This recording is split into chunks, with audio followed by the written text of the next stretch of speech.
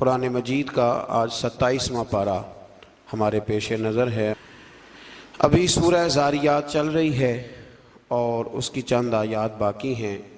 27वें पारे के बिल्कुल आगाज़ में अल्लाह तबारक व तआला ने उसी मज़मून को फिर से बयान किया है कि जब हज़रत इब्राहीम अलैहिस्सलाम के पास आने वाले अजनबी इंसान नहीं थे बल्कि बशरी शक्ल में फ़रिश्ते थे, तो इब्राहीम अलैहिस्सलाम ने उनसे पूछा कि आपका मिशन क्या है। तो उन्होंने कहा हम मुजरिमों की एक कौम की तरफ भेजे गए हैं ताकि उन पर मट्टी से पके हुए पत्थर बरसाएं जो आपके रब के नज़दीक हद से तजावुज़ करने वाले।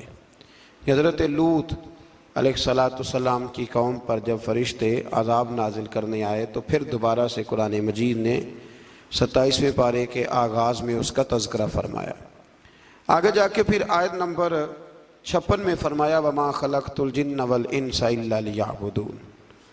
फरमाया जिन्नों और इंसानों को हमने अपनी इबादत के लिए पैदा फरमाया है। जिन्नों और इंसानों की तख्लीक का मकसद ये है कि वो अपने रब की इबादत करें। मकसद इबादत है। इमाम गज़ाली रहमतुल्लाह अलैह फरमाते हैं कि अल्लाह तबारक व तआला ने ना जिस तरह इंसान के वजूद में खाने की, पीने की और सोने की तलब रखी है ना, कि खाता है पीता है फिर उसे नींद आती है, फरमाया इसी तरह अल्लाह तबारक व तआला ने इंसान के वजूद के अंदर इबादत की तलब रखी है। इस बात पे आपने गौर करना है, इसके वजूद में तलब है इबादत की। इमाम गज़ाली फरमाते हैं कि आपने देखा कि किसी ज़माने में लोग बुतों को पूजते रहे, पत्थरों को पूजते रहे, सूरज को पूजते रहे, चाँद को पूजते रहे, सितारों को पूजते रहे माज़अल्लाह, लेकिन किसी ज़माने में आपको ये नहीं मिलेगा कि इंसान ने किसी को पूजा ना हो। अल्लाह ने इबादत की तलब इसके वजूद में रख के इसे दुनिया में भेजा है। डायरेक्शन ठीक नहीं मिलती तो गलत रास्ता इख्तियार कर लेता है, और जब अल्लाह तौफीक देता है और महबूब करीम के कहने पे अमल करता है तो फिर अल्लाह की बारगाह में झुक जाता है। इंसान के आने का मकसद इबादत है। इबादत की बड़ी वसी तारीफ है इस्लाम के अंदर। हम लोग समझते हैं सिर्फ नमाज पढ़ना इबादत, हालांकि अल्लाह की रिज़ा के लिए जो काम भी किया जाए वो इबादत है। अल्लाह की रिज़ा के लिए जो काम भी किया जाए वो इबादत है। अल्लाह की रिज़ा के लिए वो आप कुछ भी करें, वो आप गली से रोड़ा भी उठा दें तो अल्लाह इबादत का सवाब अता फरमाए, वो माँ बाप का चेहरा भी खुश होकर देख लें तो अल्लाह कामिल हज का सवाब अता फरमा दे। तो इबादत का वसी मफहूम है, लेकिन मकसूद इंसान के दुनिया में आने का इबादत है। लेकिन जब कोई आदमी मकसूद भूल जाता है ना अपना, देखे ना लोगों को मिल के एहसास होता है कि इसका मकसद क्या है। कुछ लोगों का मकसद शोहरत बन गया है, कुछ का मकसद पैसा बन गया है, कुछ का मकसद ही ताल्लुकात बनाना बन गया है। तो इससे हमें बाहर आना चाहिए। अल्लाह करीम ने जिस मकसद हयात के तहत दुनिया में भेजा है हमें उस मकसद की तरफ तवज्जो करनी चाहिए। फिर आगे सूरह तूर शुरू होती है। इस सूरह में अल्लाह ताला के अटल अजाब का जिक्र है कि जब उसका फैसला हो जाता है तो उसे कोई टालने वाली ताकत नहीं है, और उस दिन आसमान थर थरा रहे होंगे और पहाड़ बड़ी तेज़ी से चल रहे होंगे। फिर आयत नंबर 21 से अहले जन्नत के लिए अल्लाह अज़्ज़ा व जल्ला की जानिब से जो नेमतें राहतें तैयार हैं उनका जिक्र है, और ये भी कि अहले ईमान की औलाद में से जो उनके सच्चे पैरोकार होंगे वो भी उनसे जाके मिलेंगे। औलाद अगर अपने माँ बाप की, नेक माँ बाप की पैरोकार होगी तो उसमें अगर कुछ छोटी मोटी गलतियां हुई भी तो अल्लाह माफ़ करके जन्नत में माँ बाप के साथ ही मिला देगा। असल में ना नालायक बच्चों का बड़ा जिक्र होता है तो लायक बच्चे रह ही जाते हैं बेचारे।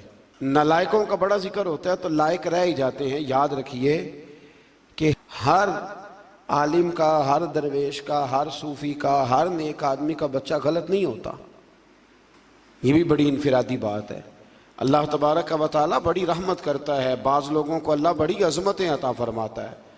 हज़रत दाऊद अलैहिस्सलाम के घर में हज़रत सुलेमान अलैहिस्सलाम पैदा हुए।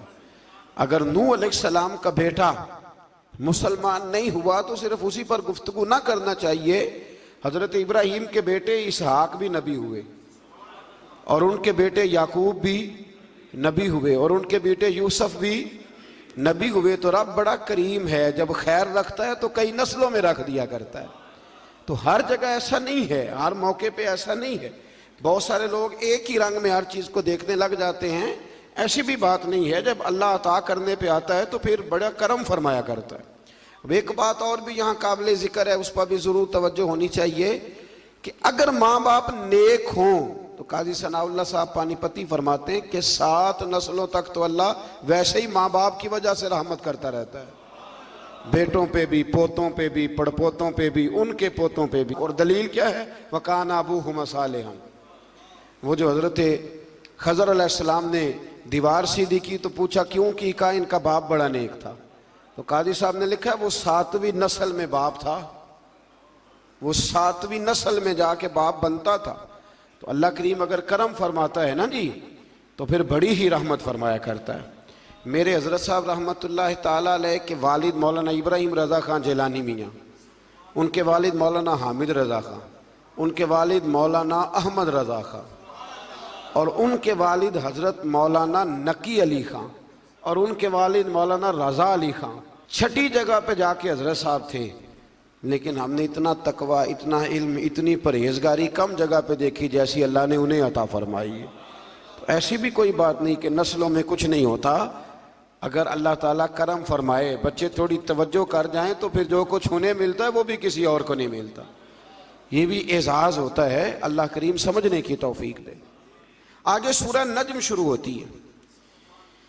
इस सूरह की इब्तदाई 18 आयात में अल्लाह करीम ने नबी पाक अलैहिस्सलाम के सफ़रे मेराज की उस मंज़िल रिफ़अत का जिक्र फरमाया है कि जिसमें उन्हें अल्लाह ताला का कुर्बे ख़ास अता किया गया, ख़ास। और ये तकरीबन 18 आयात हैं। इन्हीं आयात में अल्लाह ने यह भी फरमाया कि वमा यंतिकु अनिल हवा इन हुवा इल्ला वह्यु यूहा। फरमाया मेरा हबीब मर्जी से नहीं बोलता, वही कहता है जो रब उन्हें वही इरशाद फरमाता है। तो 18 आयात के अंदर अल्लाह तबारक व तआला ने फरमाया सुम्मा दना फतदल्ला, फिर वो करीब हुआ और फिर ये करीब हुआ फ़कान काब कौसैन औ अदना। फरमा इतना कुर्बत हुई, इतना करीब हुए कि जितना तीर और कमान करीब होते हैं बल्कि इससे भी ज़्यादा। लेकिन बात बड़ी मज़ेदार है। फरमाया मेरा महबूब मेरे इतना करीब हुआ फ़अौहा इला अब्दिही, वो बंदा ही रहा और मैं उसका रब हूँ, रहे वो बंदे ही हैं। फ़अौहा इला अब्दिही मा औहा, हमने अपने बंदे की तरफ वही की जो दिल किया की। मा औहा, तुम्हें क्यों बताएं, जो चाहा। ये बड़े शानदार लफ्ज़ हैं। या अल्लाह पूरी बात बतानी नहीं थी तो छेड़ी क्यों थी भाई? पूरी बतानी नहीं थी। फ़अौहा इला अब्दिही मा औहा, अपने बंदा खास पे वही की जो चाहा की। तो या अल्लाह पूरी नहीं बतानी थी तो छेड़ी क्यों थी? फरमाया बताया इसलिए है कि कोई उठ के कह ना दे कि रब रसूल की मुलाकात हुई तो बात कोई भी नहीं हुई, बातें बड़ी हुई हैं पर तुम्हें क्यों बताएं? बातें बड़ी हुई हैं, तुम्हें क्यों बताएं? वो हमारी आपस की बात है। सी मेराज एक राज मुहब्बतां दा, सी मेराज एक राज मुहब्बतां दा ते नहीं सी हर एक दी समझ विच आउण वाला। कुछ कहंदे ने बंद दरवाजे सन, गया किवें सी अर्श ते जान वाला, ते अबर दखल किए थे अकल दाए, जाने जान वाला या ले जान वाला। तो ये वाक़या मेराज को 18 आयात के अंदर अल्लाह करीम ने बयान फरमाया। फिर सूरह नजम की आयत नंबर 38 से फरमाया कि किसी के गुनाह का बोझ किसी दूसरे पर नहीं डाला जाएगा, हर शख्स को अपने किए का पूरा पूरा सिला मिलेगा, किसी पर किसी के गुनाहों का बोझ। अच्छा, ये जो बाज़ हदीसों में आता है, बाज़ हदीसों में आता है कि जिस बंदे ने तरबियत ना की तो औलाद की तो उसे भी सज़ा मिलेगी, तो इसका क्या मतलब है? इसका मतलब ये नहीं कि उसे औलाद का गुनाह उसके खाते में डाला गया है। इसका माना यह है कि उसने जो अपनी जिम्मेदारी पूरी नहीं ना की, अपनी जिम्मेदारी पूरी, वो जो हदीस में फरमाया गया ना कि वो औरत पर्दा नहीं करती तो बाज़ औकात उसके सबब से उसके खामंद को, भाई को या बेटे को अल्लाह की बारगाह में इस्तिफसार किया जाएगा, पूछा जाएगा, तो उसका माना ये नहीं कि बीबी पर्दा नहीं करती थी तो उसको सजा मिलेगी। उसका भी माना यही है कि इसने जिम्मेदारी अदा नहीं की, इसने मना नहीं किया, इसने ड्यूटी, हाँ जो बंदा ड्यूटी करे और सामने वाला मर्जी करे तो फिर इस पर उसका कोई बोझ नहीं है। क़यामत में कोई किसी का बोझ, सब ने अपना अपना उठाना है, सब ने। हाँ कुछ बंदे ऐसे होंगे जिनके सबब से अल्लाह माफ़ी अता फरमाए, जिनकी बरकत से अल्लाह, वो बात मैंने कल भी अर्ज की है कि अल्लाह के कुछ ऐसे बंदे होंगे कि जिनकी अल्लाह तबारक व तआला बात मानेगा, सिफारिश कबूल करेगा। तो उसका माना ये होगा कि अल्लाह उनकी बरकत से माफ़ी तो अता करेगा पर बोझ अपना अपना ही उठाना। एक बूढ़ी अम्मा एक दफ़ा भूखी रह गई थी हज़रत उमर फ़ारूक के ज़माने में। तो जब पता चला तो हज़रत उमर रज़ी अल्लाह तआला अन्हु 62 साल उम्र मुबारक थी, बूढ़े हो गए थे। तो घर से जब आपने वो थैला उठाया ना अनाज का बूढ़ी अम्मा के लिए, तो खादिम कहने लगा मुझे दे दे, मैं ले चलता हूँ। तो हज़रत उमर कहने लगे तू बता क़यामत के दिन भी मेरा बोझ उठाएगा? तो कहा नहीं, क़यामत में तो अपना अपना उठाना है। तो फरमाया जा फिर आज भी मुझे अपना ही उठाने, अपना अपना बोझ उठाना है। आज ना हमारे ज़माने में हर आदमी को अपनी दुनिया की फ़िक्र है और सामने वाले की आखिरत की फ़िक्र है।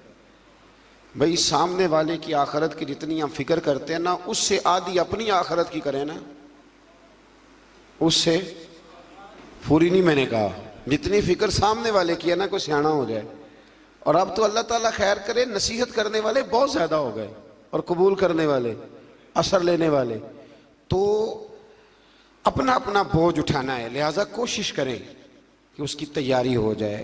और यार मतलब हज पे जब हम हाजियों को ट्रेनिंग देते हैं तो हम उन्हें ये कहते हैं कि भाई वहाँ जाके पैदल चढ़ना है तो अभी से ना, अभी से को 2-3 किलोमीटर पैदल चला करो ताकि तुम्हारे लिए वो सफ़र आसान हो जाए। तो अगर 2-4-5 दिन का बोझ है तो उसके लिए पहले तैयारी करते हो तो क़यामत की भी तैयारी पहले करो।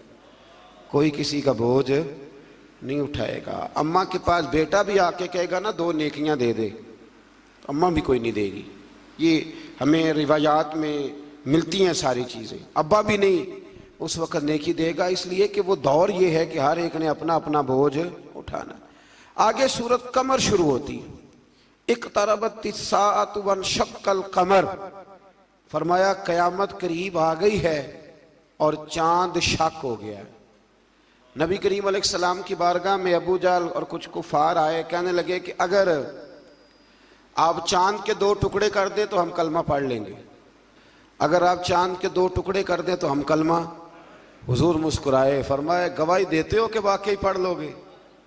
मैंने बहुत अरसा पहले ये बात अर्ज की थी कि जिसने नहीं ना मानना उसने सारी दलीलों के बावजूद भी नहीं माना। गवाही देते हो पढ़ लोगे का? पढ़ लेंगे। तो अल्लाह के रसूल ने उंगली उठाई, जिसको बारे दो आलम की परवाह नहीं, उसके बाजू की कुव्वत पे लाखों सलाम। तो नबी पाक ने उंगली उठाई, इशारा किया तो चांद 2 टुकड़े हो गया। लोग कहते हैं यूं लगा कि आधा कोहे सफा के इधर गया है, आधा उधर गया। तो हुजूर फरमाने लगे गवाह हो जा मैंने चांद तोड़ दिया, तू भी गवाह हो जा मैंने चांद तोड़ दिया, तू भी गवाह हो जा चांद। पर जिसने नहीं ना मानना कहने लगा ओहो हम समझते थे जमीन पे जादू चलता है, माज़अल्लाह आपका तो आसमानों पे भी चलता है। और एक सियाना बीच में से ये भी कहने लगा कि आपने तो हमारी आंखों पे जादू कर दिया, चांद चांद कोई नहीं टूटा। ये तो बाहर के काफले आएंगे ना जो मक्के से बाहर गए हुए वापस आएंगे तो पूछेंगे उन्होंने भी देखा है कि नहीं। अगर उन्होंने गवाही दी तो फिर मानेंगे। बाहर से काफले आए तो उन्होंने पूछा भी तुमने चांद को टूटते देखा है? तो कहने लगे कसम है हमें, हमने फलां दिन फलां तारीख फलां रात चांद टूटते देखा है, चांद टूटते देखा है, हमने देखा है। तो उन्होंने कह भी दिया तो कहने लगे लगता है तुम्हें भी जादू ही हो गया है। जिस गवाही पे भी खड़े होते थे वो मानने को तैयार। कभी कभी कुछ बातें बर मौका हो जाती हैं तो मज़ा बड़ा देती हैं। मैं बैतुल्लाह शरीफ से, हरम शरीफ से बाहर निकल रहा था तो एक बंदे ने मुझे खड़ा कर लिया, कहता जी आज अल्लाह का घर है, यहाँ खड़े होके बस 2 सवालों का जवाब दे दे मैं मान जाऊंगा। तो मैं हंस पड़ा। मैंने कहा हुजूर ने यहाँ चांद तोड़ के दिखाया था पर नहीं मानने वाले वो भी नहीं माने थे। तो आज 2 दलीलों से साहब कौन मानता है? हुजूर ने चांद तोड़ के दिखाया, पर ना मानने वाले ना माने। और कुछ ऐसे थे जिन्होंने दूर से सुना ही कि मुस्तफ़ा ने चांद तोड़ दिया है, तो वो सारी जिंदगी मौजज़ा ही बयान करते रहे, हुजूर का ये मौजज़ा। और जिन्होंने दूर रह के सुना ना, दूर रह के, वो सारी जिंदगी शान ही बयान करते रहे, सारी जिंदगी तज़किरों में गुजार दी। मुस्तफ़ा जाने रहमत पे लाखों सलाम, शम्मे बज़्म हिदायत पे लाखों सलाम। और फरमाया जिसको बारे दो आलम की परवाह नहीं, कहते हैं दोनों आलम का बोझ आला हज़रत फरमाते हैं हुजूर के हाथों पे रख दो तो नबी पाक को परवाह कोई नहीं। उनके बाजू की कुव्वत पे लाखों सलाम, जिसको बारे दो आलम की परवाह। तो ना मानने वाले सारा कुछ देख दाख के भी नहीं मानते, नहीं मानते, उनका मिजाज है। अल्लाह ताला समझने की तौफीक अता फरमाए। आयत नंबर 49 में हर चीज को अंदाजे से बनाने का जिक्र है कि अल्लाह ने बड़े सोहने तरीके से, बड़े प्यार से हर शय बड़ी खूबसूरत बनाई है। आप कभी अपने आप पे गौर कर लेना, ये नाग अगर यहां होता तो अच्छा लगता था, ये वैसे थोड़ा सा खराब हो जाए ना, किसी वक्त खुदा ना करे फूल जाए तब नहीं अच्छा लगता। तो ये कान अगर यहां की बजाय थोड़ा यहां हो तो अच्छा लगता है। तो फिर मान लो रब करीम ने जो बनाया बड़ा ही सोना बनाया है, उसने जो शय पैदा की है बड़ी। आजकल नए नए लोग आए हैं, वो नई नई बातें करते हैं, ये ना होता तो ये होता, ये ना, मैंने कहा क्यों ना होता, जो रब करीम बनाता है वो बड़ा ही शानदार बनाता है। और एक और बात जो आप लोग और मैं कभी कभी एतराज़ करते हैं ना कि उसका रंग गोरा है तो मेरा काला है, ये रंग गोरा काला नहीं, ये अल्लाह की चाहत है, ये अल्लाह की चाहत है। उसने जिस तरह का मुझे पसंद किया उस तरह का बनाया, ये उसकी चाहत है, मेरे खद्दो खाल उसकी। तो तू उसकी चाहत पे एतराज क्यों करता है? ये तू तो उसकी चाहत है, उसका शाहकार है, एतराज ना कर। तू क्या अल्हम्दुलिल्लाह, जिस तरह उसने मुझे चाहा, जिस रंग में चाहा उसने मुझे बनाया। लोग बड़ा कुछ कराते फिरते हैं, बड़े बड़े मामलात हैं जनाब, बड़ी परेशानी है लोगों को। किसी ने सर्जरी करानी है, कोई करीमें तलाश करता फिरता है, आके मसले पूछते हैं और मसला बता दो तो अमल भी नहीं करते। कहते हैं जी आर्टिफिशियल बाल लगवा लें। मैंने कहा क्या ज़रूरत है आपको? कहते सर गंजा है। तो मैंने कहा टोपी पहनो, नबी पाक की सुन्नत है, इमामा बांधो, हुजूर का तरीका है। बाल ही जरूर लगवाने से इंसान, भाई अल्लाह करीम ने जब तक चाहा सर पे बाल रहे और जब चाहा तो उसने, तो ये थोड़ा सा बाहर आए। मैंने थोड़े दिन पहले भी कहा था जरूरियात ज्यादा नहीं, मेकअप बहुत ज्यादा है। अगर मेकअप से, बहुत सारे मेकअप से हम बाहर आ जाए ना तो फिर भी बड़ी सारी आसानियां हमारे लिए पैदा हो सकती हैं। इससे आगे जनाब शुरू होती है सूरह कमर के बाद सूरह रहमान। सुभान अल्लाह। सूरह फबिय्यि आलाई रब्बिकुमा तुकज़्ज़िबान। अच्छा, कभी कभी ना इंसान बैठता है ना कुछ चीज़ों को देखने के लिए, तो उनका देखना ही बड़ा मज़ा देता है। मुख्तलिफ सूरतों के ना मुख्तलिफ फ़ज़ाइल नबी पाक ने बयान फरमाए। हज़रत अलीउल मुर्तज़ा शेर खुदा रदी अल्लाह ताला अन्हु फरमाते हैं कि नबी पाक अलैहिस्सलाम ने फरमाया हर चीज़ की एक दुल्हन होती है। दुल्हन बीवी के मानों में नहीं, दुल्हन सजी हुई चीज़ को कहते हैं। अरब के अंदर दुल्हन सजी। फरमाया हर चीज़ की एक दुल्हन होती है। तो फरमाया कुरान की दुल्हन सूरह रहमान है, ये सजी हुई सूरत है ये ना। और अल्लाह बार बार कहता है, बार बार फबिय्यि आलाई रब्बिकुमा तुकज़्ज़िबान। और इंसान तो अपने रब की कौन कौन सी नेमत को जुटलाएगा? पलट के देख तो सही, तो अपने आप को देख ले, अपनी आंखें ही देख ले, अपना घर ही देख ले। तू गौर तो करना जरा। ये ना बहुत सारे लोगों को बड़ी दुश्वारी होती है, वो हर वक्त हाथ में रुमाल पकड़े रहते हैं, कहते हैं जी मेरे मुंह से ना कई दफ़ा कतरा निकल जाता है थूक का, तो किसी के मुंह पे पड़ जाता है। मैं एक तहकीक देख रहा था कि जो लबलबा है ना आपकी ज़ुबान के नीचे, अगर ज़ुबान खुश्क हो जाए तो किसी खाने का मज़ा ही ना आए। डॉक्टर कहते हैं कि इतनी कीमती चीज़ है ये जो आपकी ज़ुबान तर रहती है कि ये सारे जायके जो हैं ये आपको देती है। अगर कभी ज़ुबान पक जाए ना तो अच्छी तरह पकी हुई चीज़ें भी मज़ा कोई नहीं देती, बल्कि जलती रहती है हर शय। अल्लाह ने जो बनाया है ना, जहां बनाया है कमाल ही बना दिया है। और फरमाते फबी आला रब्बिकुमा तुकज़्ज़िबान, अपने रब की कौन कौन सी, तू कहां जाएगा। और शुरू कहां से किया, फरमाया अर्रहमान अल्लमल कुरान, फरमाया रहमान ने अपने हबीब को कुरान सिखाया है।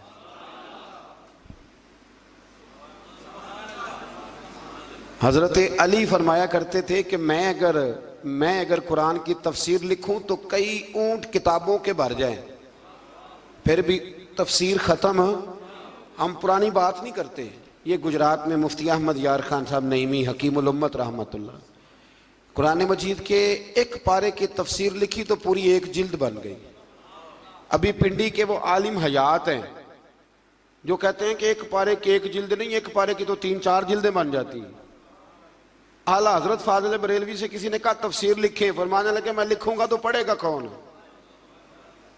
फरमाया मैं तो सूरह बद्दुहा की तफसीर लिखूं तो कई जिल्दें बन जाएं।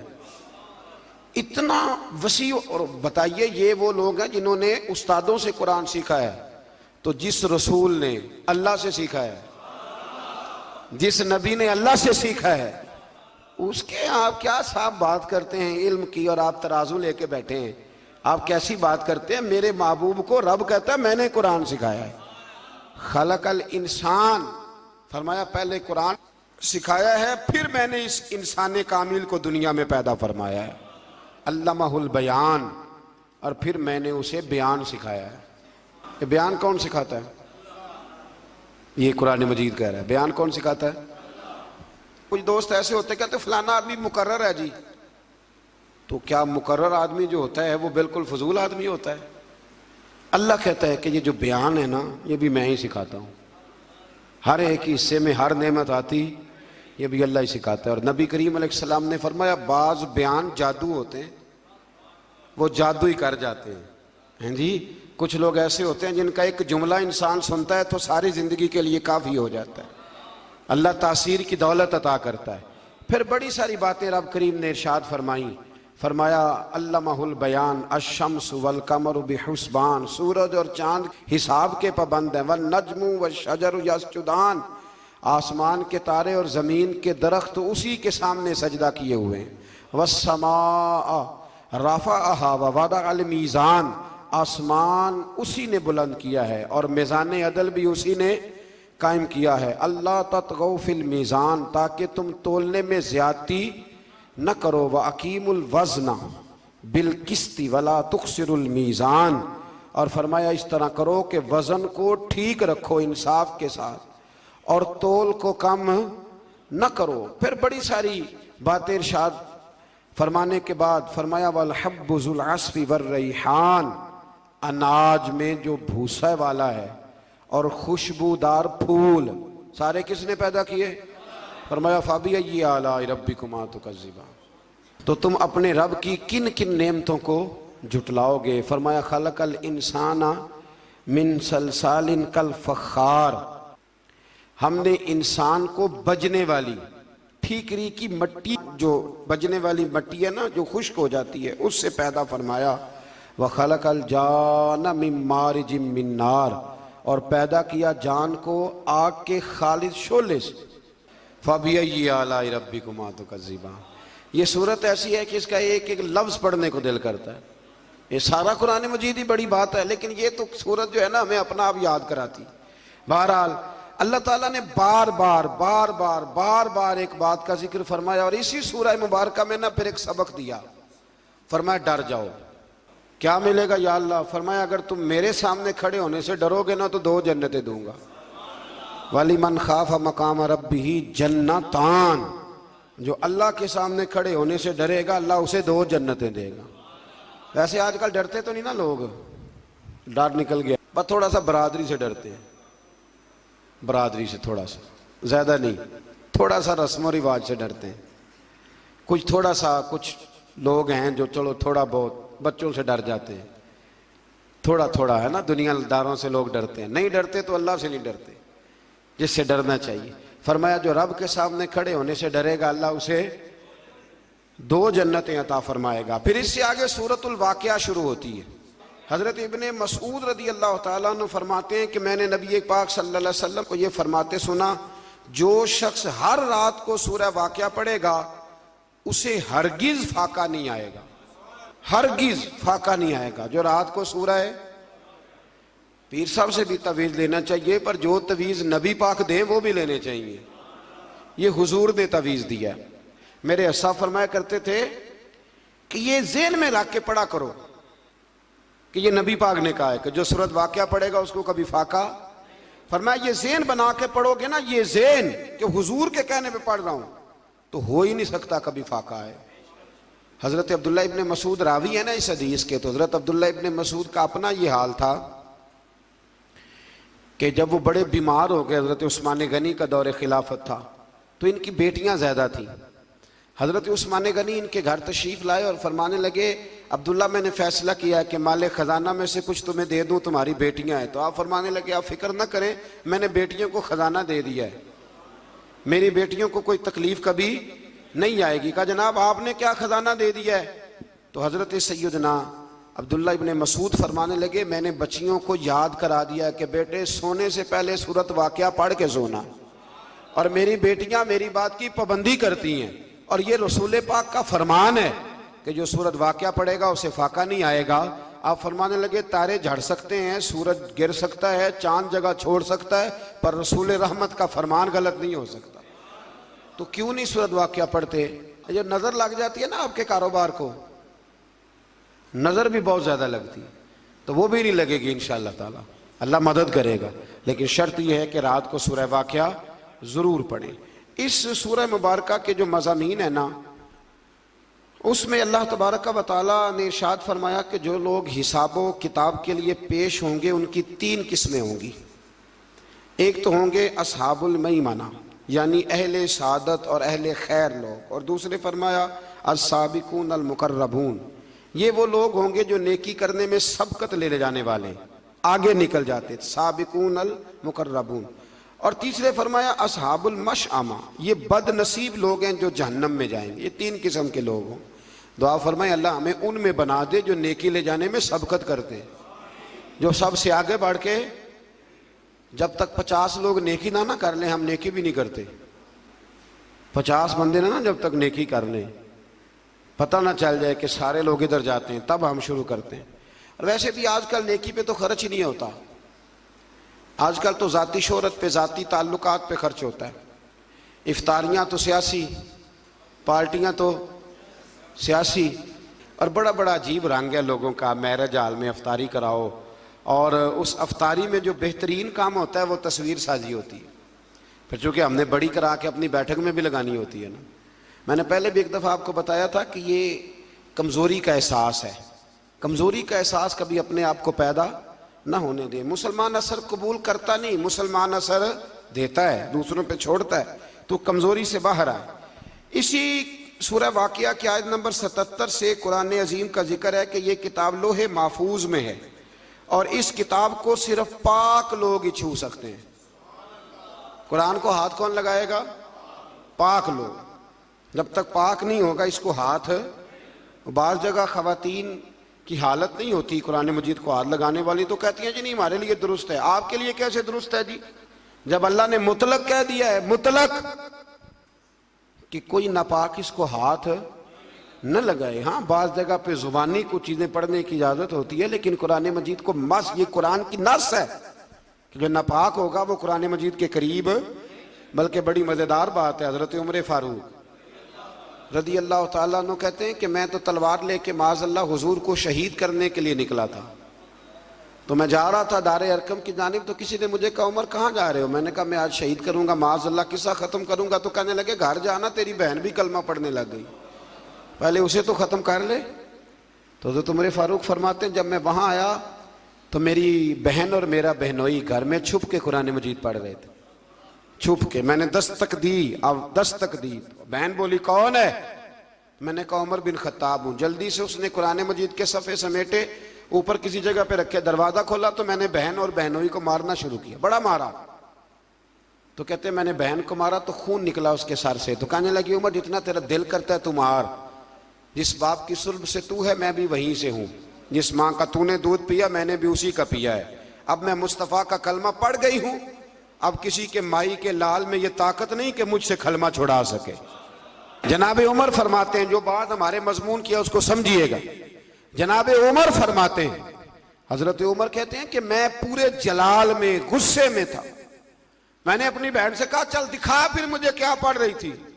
तो कहते हैं उस हाल में भी मेरी बहन ने क्या कहा, कहने लगी तुझे नहीं दिखा सकती, तू मुशरक है, मुशरक नजस होते, जा पहले वुजू करके आ, गुस्ल करके आ, ये अल्लाह की किताब है, इसे वही हाथ लगा सकता है जो पाक साफ होता है। उस हाल में भी जब मैं मार रहा हूं, फरमाते हैं मैं गुस्ल करके आया तो फिर बहन ने मुझे कुरान मजीद सुनाया, और फिर जब मैंने सुना तो मैंने कहा फिर मुझे ले जाओ वहां, घरों आया सा मार मुकावने नू, हुण मैनू मार दे लै चलो, मते उमर दी उमर बर्बाद होवे। घरों आया सा मैं मार मुकावने नू, हुण मैनू मार दे लै चलो, मते उमर दी उमर बर्बाद होवे, जिथे उमर सवार दे लै चलो। जिथे बाद शायर जो होते हैं ना रदीफ काफिया, उनका बड़ा शानदार होता है, तो इन्होंने भी उमर इसम के लिहाज से भी और उमर उसके माने के लिहाज से बड़ा ही अच्छा इस्तेमाल किया। मौका नहीं, वरना इस पर कोई बात करता तो इसमें अल्लाह तबारक व तआला ने कहा कि नापाक आदमी कुरान मजीद को हाथ न लगाए। आयत नंबर 83 से रूह के निकलते वक्त मरने वाले और करीब लोगों की बेबसी का जिक्र करते हुए फरमाया, तुम इस रूह को लौटाते क्यों नहीं अगर तुम सच्चे हो। यानी बताना ये चाह रहा है रब करीम का कुरान, अल्लाह का कुरान ये फरमाता है कि तुम चाहो भी तो इस रूह को लौटा सकते, ये तुम्हारी बेबसी है। तो अगर मरते वक्त रब के सामने बेबस होना है तो आज क्यों नहीं हो जाते। आज बेबस हो जाओ को, या अल्लाह जैसे तू कहेगा वैसे हम करेंगे, लेकिन जब तक रूह होती है तब तक इंसान मानने को तैयार नहीं होता। अल्लाह ताला हमें मानने वालों में शामिल फरमाए। आगे सूरह हदीद शुरू होती है। कुरान मजीद कि इस सूरह मुबारक में ना अल्लाह तबारक व तआला ने सहाबाई किराम के माबैन दर्जात में जो फजीलत है उसके मुख्तलिफ मदारज को बयान किया। ये बड़ी समझने वाली बात है, मुख्तलिफ मदारज। एक तबका सहाबा का वो है जो ऐलान नबुव्वत के फौरन बाद ईमान लाया, ये पहला दर्जा है, जो ऐलान नबुव्वत के फौरन बाद, यानी हिजरत से सुखों के दौर के जो यार होते हैं ना वो बहुत ज्यादा होते हैं, लेकिन जो तनाइयों का सज्जन होता है उसे कभी नहीं भूलना चाहिए। अल्लाह ने ये दर्जात बयान किए, फरमाया जो ऐलान नबुव्वत के फौरन बाद इन्होंने कलमा पढ़ा, एक तबका वो है। फिर एक संगे मील वो है कि मुसलमानों की तादाद 40 थी। फिर एक संगे मील हिजरत का है कि हिजरत से पहले और बाद में ईमान लाने वाले। फिर एक संगे मील गज़वा बदर का है। गज़वा बदर वो हैं जिनकी अल्लाह ने सबकी फजीलत बयान फरमाई, फरमाया वो भी एक दर्जे वाली जमात है। अहले बदर के लिए अल्लाह ताला ने मगफिरत का ऐलान फरमाया। एक संगे मील सुलह हुदैबिया से अल्लाह ताला ने इस मौके पर मौजूद तमाम सहाबा को अपनी रजामंदी की सनद अता फरमाई, वो कल हम पढ़ के आए। और फिर एक संगे मील फतह मक्का का है जिसका इस सूरत में जिक्र किया गया है। फतह मक्का के बाद जिन्होंने कलमा पढ़ा वो आखिरी संगे मील है, आखिर में उनके मदारज बयान हुए। लेकिन रब करीम ने फरमाया ये सारे ही मेरे महबूब के गुलाम है और मैंने सब के साथ ही खैर का वादा फरमा लिया है। कुछ लोगों को बड़ी परेशानी है जी फलाने ने फतेह मक्का के बाद कलमा पढ़ा है, ये बड़ा खास मसला है। हमारे ज़माने में बड़ा अजीब मामला है, जिनका कुफर साबित है लोग उनका इस्लाम साबित करने की कोशिश करते हैं, और जिनका इस्लाम साबित है उनका कुफर साबित करने की कोशिश करते हैं। बड़ी अजीब व गरीब मंतक है, फ़लसफ़ा है लोगों का, और लोग उस चक्कर में पड़े हुए हैं। कहते हैं जी फलां सहाबी जो है वो फतेह मक्का के बाद मुसलमान हुए। तो मैंने कहा जब नबी पाक ने उनका मुसलमान होना कबूल कर लिया तो तुम्हें क्या एतराज है भाई। अल्लाह ताला ने दिलों का हाल तो अपने पास रखा, और अगर दिया तो अपने महबूब को खबर दी। तो एक शख्स कलमा पढ़ने आया रसूल करीम की बारगाह में, कलमा पढ़ने आए, हुजूर ने उसका कलमा पढ़ना कबूल किया। चाहिए था ना हुजूर कहते कि तू जा, तू तो ऊपर ऊपर से पढ़ रहा है, अब तलवार से बचने के लिए पढ़ रहा है, कहना चाहिए था ना। लेकिन हुजूर ने कहा, तो जब नबी पाक ने कबूल कर लिया तो आज लोगों को क्या एतराज है, आज लोगों को क्या एतराज है। बड़े बड़े अजीब मामलात है। कहते हैं जी फलां सहाबी थे वो ठीक नहीं थे। तो मैंने कहा जब इमाम हसन उनसे सुलह कर रहे हैं, तू ज्यादा प्यारा है हजरत अली का कि इमाम हसन ज्यादा प्यारे थे।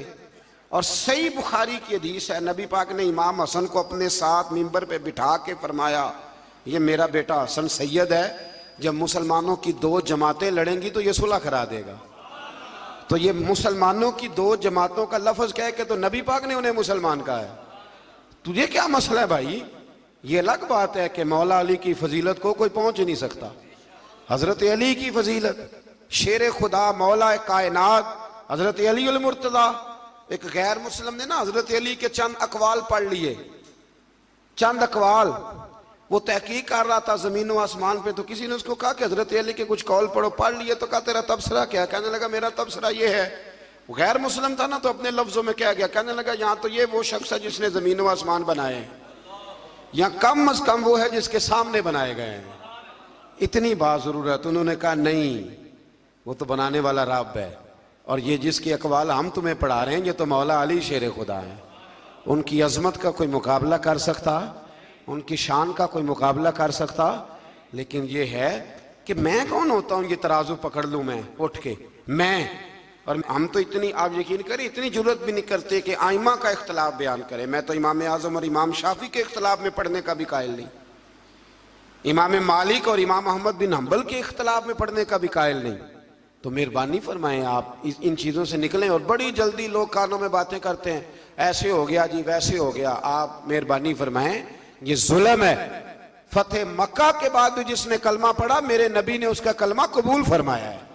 कुरान ने कहा कि उन सब के साथ अल्लाह ने हुस्ने सलूक का वादा फरमा लिया है। लिहाजा कोई किसी सहाबी के बारे में कोई बात, सहाबी के बारे में कोई बात, इसलिए कि हम सहाबा को नबी पाक के सहाबी मानते हैं, नबी पाक के सहाबी।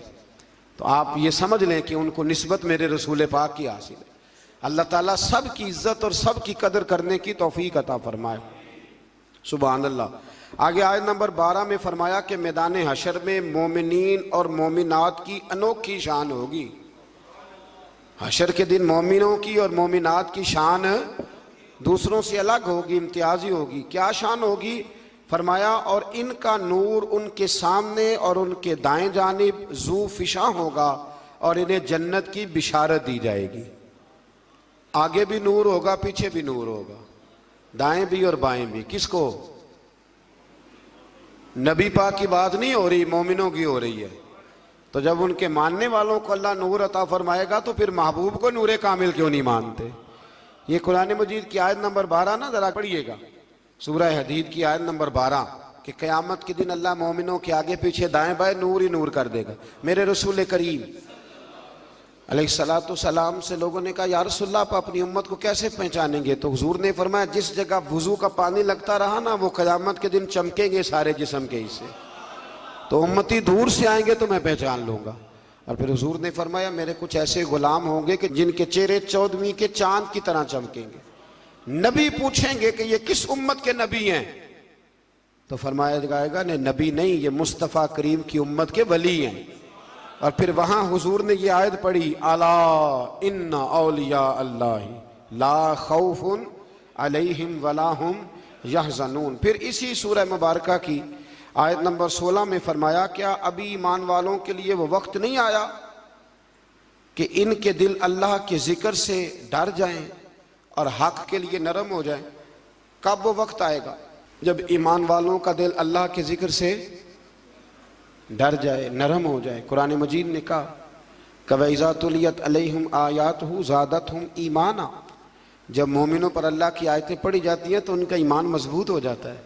वक्त कब आएगा जब एक आयत सुन के आप यकीन करते हैं कि सहाबा कुरान सुन के कुछ ऐसे थे जिनकी रूह ही परवाज कर गई, कुरान मजीद सुन के रूह परवाज कर गई। आज वो वक्त कब आएगा जब अल्लाह का जिक्र हो? जब इमाम आज़म अबू हनीफा ना गुजर रहे थे तो एक नौजवान भी गुजर रहा था, तो इमाम साहब का पैर उस नौजवान के पैर पे आ गया तो कहने लगा, आपने मरना नहीं, कब्र में नहीं जाना। उसने ये लफ्ज कहे तो इमाम साहब बेहोश होकर गिर पड़े। कई घंटे के बाद होश आई तो लोगों ने कहा, हुजूर ये क्या हुआ? फरमाने लगे, तुमने देखा नहीं, वो मुझे अल्लाह के सामने पेश होने की याद दिला रहा था। जब उसने कहा है कि आपने क़यामत में पेश नहीं होना, तो मेरी आंखों के सामने मंजर आ गया था।